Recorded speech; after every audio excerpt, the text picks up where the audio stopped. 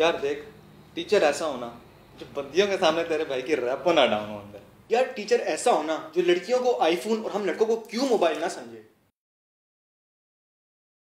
यार देख, teacher Saturday को फ्रीडम डे समझे, असाइनमेंट्स उठा के ना दे।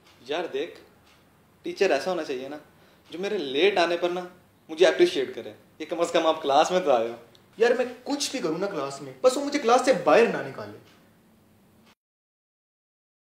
टीचर ऐसा होना चाहिए उसे पता हो कि नंबर देने के लिए हैं, रोजे की तरह रखने के लिए नहीं है।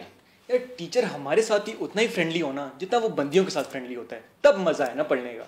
यार देख, टीचर ऐसा होना चाहिए ना जिसको मेरे रोल नंबर से ज़्यादा ना मेरा नाम याद हो, जिसको मेरे अब्बू के नंबर से ज़्यादा ना मेरा नाम याद हो। यार टीचर ऐसा होना चाहिए ना जो मेरे लीव के लेटर को ना लव लेटर समझ के रिजेक्ट ना करे। और वो मर गई।